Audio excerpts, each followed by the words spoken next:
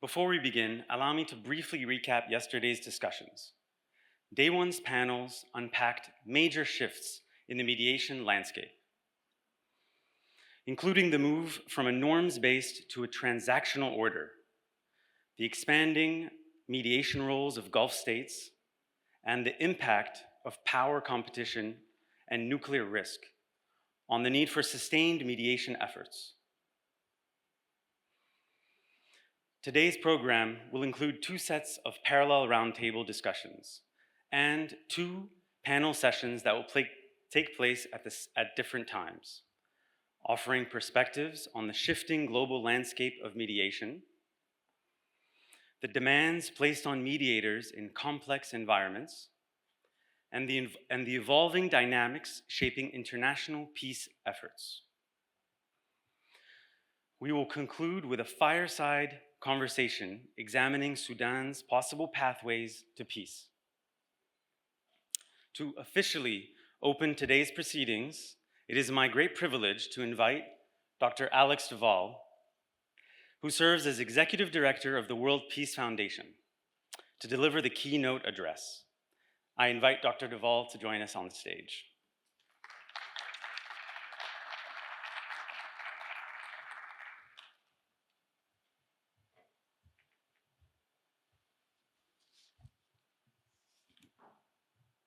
Excellencies, distinguished guests, friends, colleagues, peacemakers, let me express my deep appreciation to the Doha Forum, the Qatar Mediation Forum, the Center for Conflict and Humanitarian Studies, the State of Qatar, for giving me this privilege of addressing you this morning. We need to talk about world peace. In fact, it is astonishing that we're not talking about world peace. There was a time when leaders routinely addressed this topic. Mahatma Gandhi, of course, Gamal Abdel Nasser, Prince Karim al-Hussein Aga Khan, Kwame Nkrumah, Emperor Haile Selassie, as well as others like Nawal al-Saadawi, Carlos Saavedra Lamas, many others. But few since that generation, and fewer still among those leaders capable of waging world war, speak about it.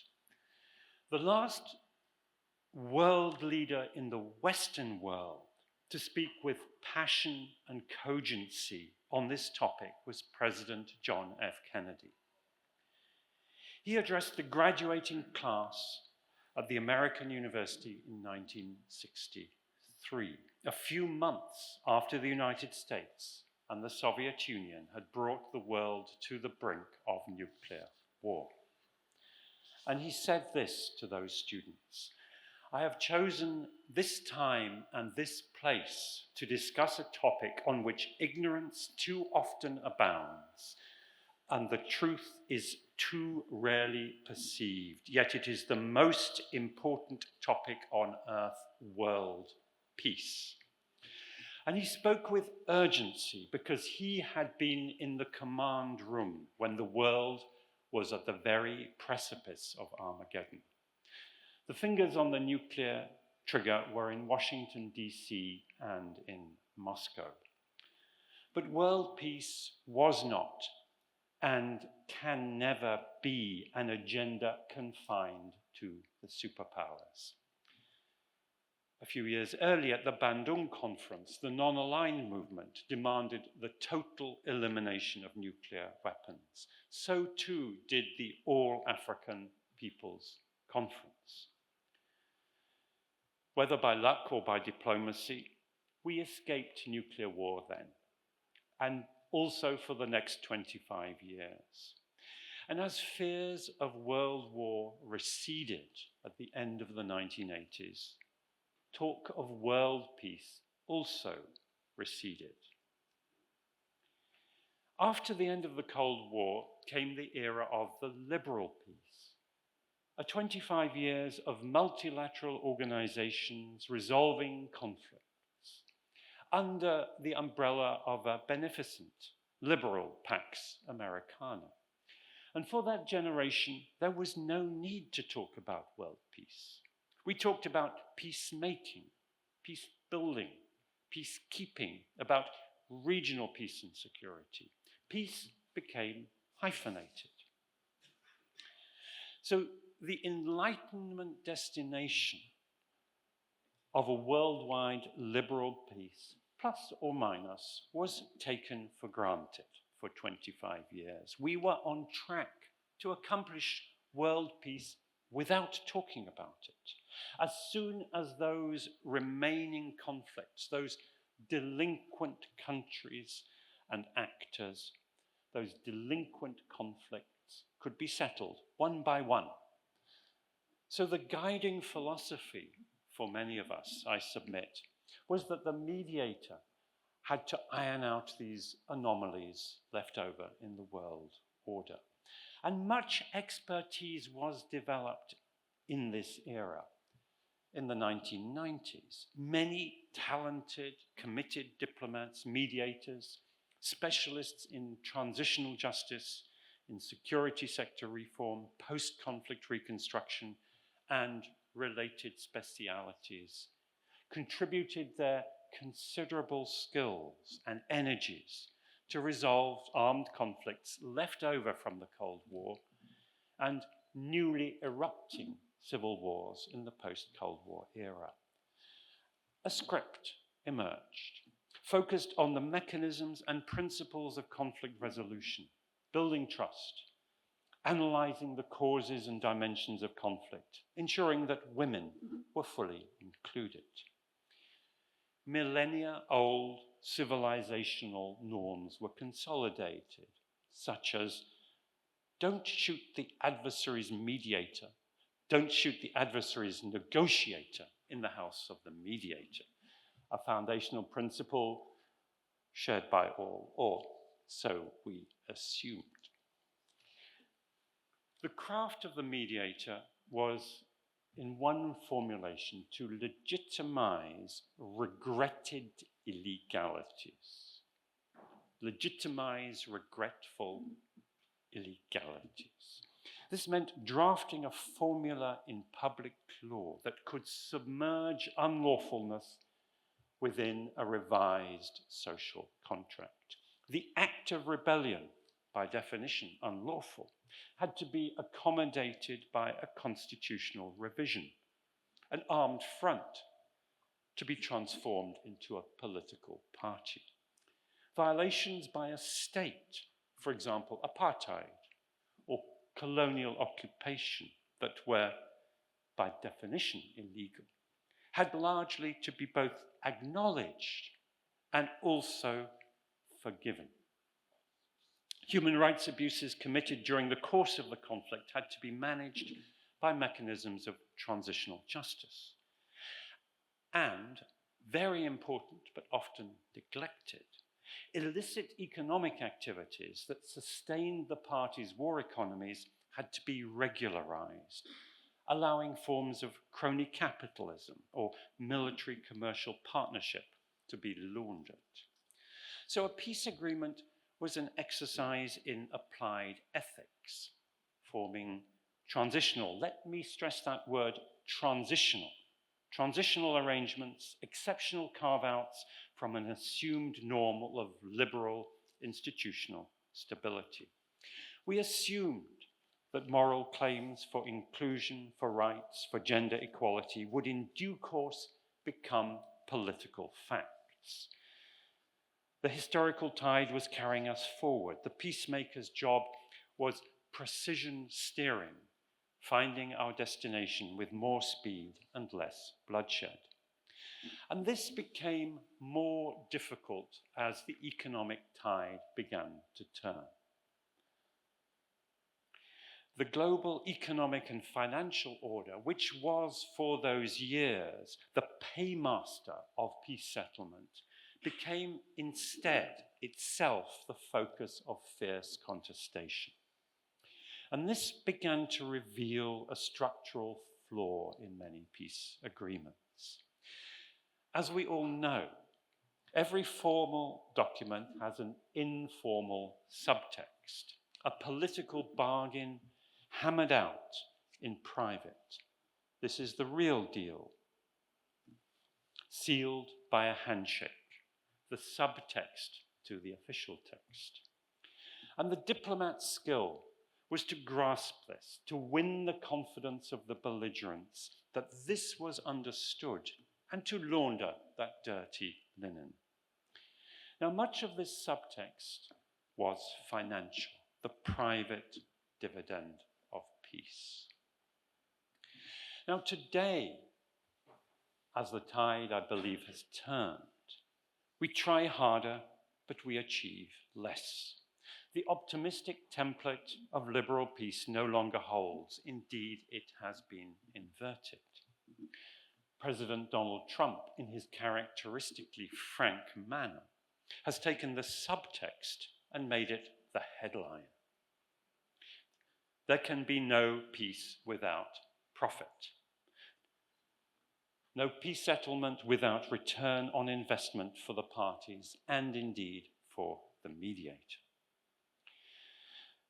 The new model of peace is a bargain among financial godfathers. Mediation becomes pay to play. The warring parties themselves may not even have a seat at the table. Now, for those who decry this normative collapse, let me suggest that this element was always there. And indeed, that for quite some years, political finance, that discretionary money that the politician needs to use to have, political finance had become the determining factor in peacemaking around the world. And President Trump has only stated something that was previously left unsaid. Now, his vigorous candor has, I suggest, opened up a space for us to debate by what we mean by peace. Our old assumptions cannot be taken for granted. The liberal peace, whether we like it or not, is history. We may wish it otherwise, but the nature of peacemaking is that we take the world as it is, not as we wish it to be.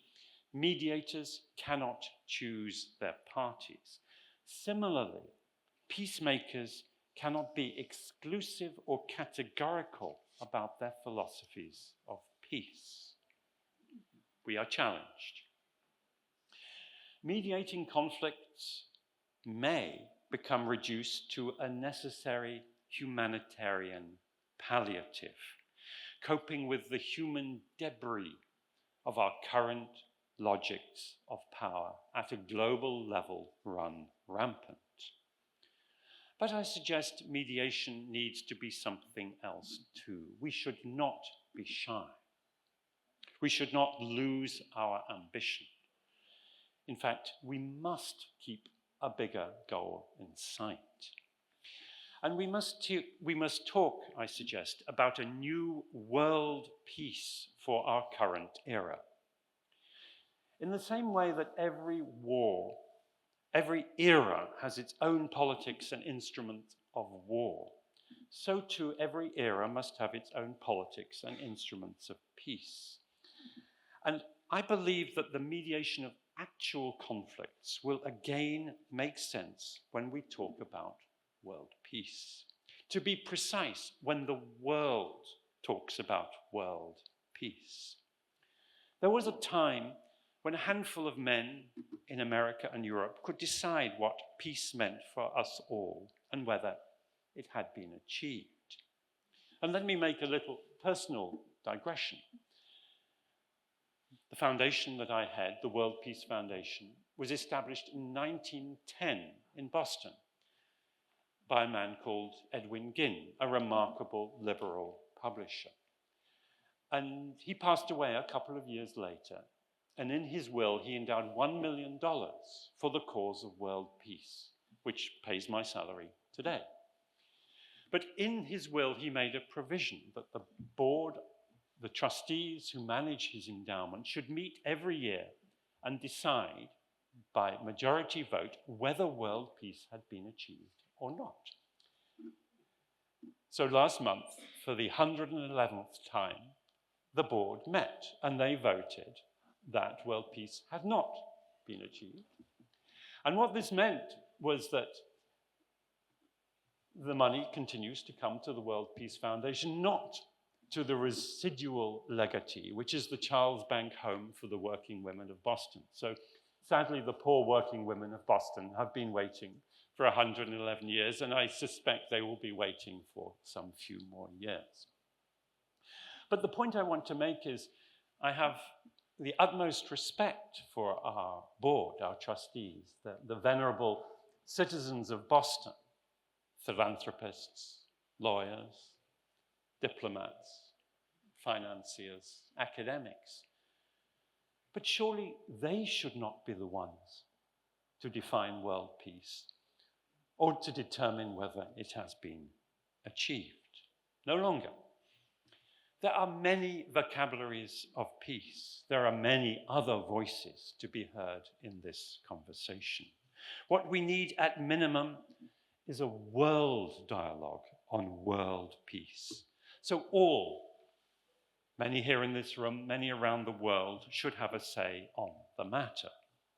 To quote President Kennedy again, whose words are particularly salient this week, world peace is not a Pax Americana enforced on the world by American weapons of war. And I would add, young people should not be required to wait for the wisdom of age before they become peacemakers. They need also to be more actively engaged. Now, President Trump, President Xi Jinping, and a number of others speak about world peace. We should take them up on that invitation to fill out the agenda of what that means. And let me suggest some of the items that should be on that agenda. Now, one agenda concerns the means for fighting what is commonly called World War III. We need to talk about weapons of mass destruction, including the terrifying prospect of unregulated nuclear arms. And we heard in the panel yesterday how philosophies, logics of deterrence that had been established during the Cold War era bilaterally in the 1960s no longer held. There is no cogent logic of nuclear deterrence today. It is frankly insane, frankly insane, and I would say utterly naive, to consider that the possession of such weapons is rational and that their use could be anything other than a gargantuan crime. We need to talk about biological weapons. We need to talk about the particularly cruel weapon of mass starvation. We need to talk about the way that artificial intelligence, developed with minimal guardrails by the private sector, can be transferred across to state military use with potentially devastating implications. Another set of items is the political and economic entanglements that are making today's conflicts so intractable.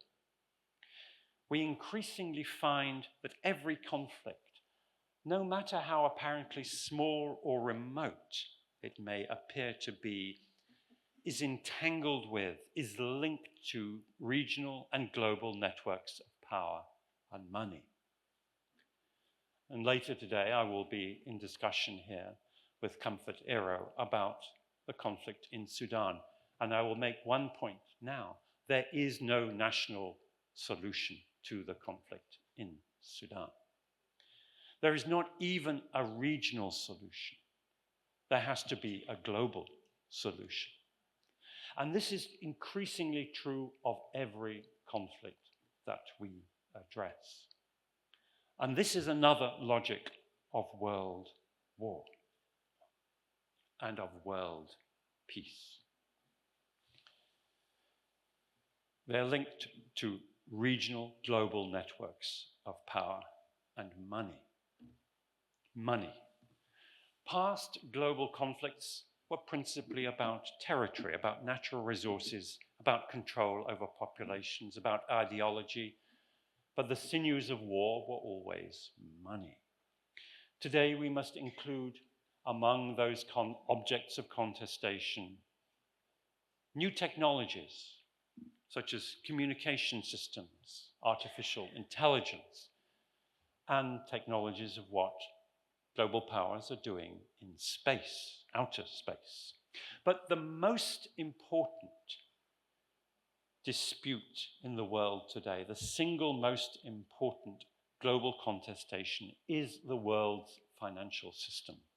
That has to be on the agenda too. Unless that is addressed, we are not going to be able to get to the root of what is driving world conflicts and what could be the foundation for world peace. Now, these global disputes and regional and local conflicts, if not addressed, may or may not lead us heedlessly into the ultimate calamity of what I earlier characterized as a World War III. But I submit we are already in a different world war of sorts. And less dramatic, but ultimately no less deadly, these conflicts, these real conflicts today, prevent us from coming together to resolve collective survival challenges, notably climate and ecological crisis.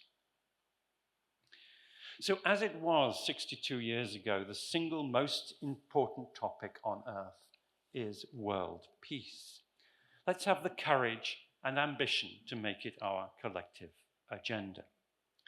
So if we recognize the importance, indeed the necessity, let me emphasize the necessity of an inclusive, proactive world dialogue about world peace in the 21st century, then I hope that conflict resolution, mediation, humanitarian action can again retain its coherence, its traction, and its energy. I thank you.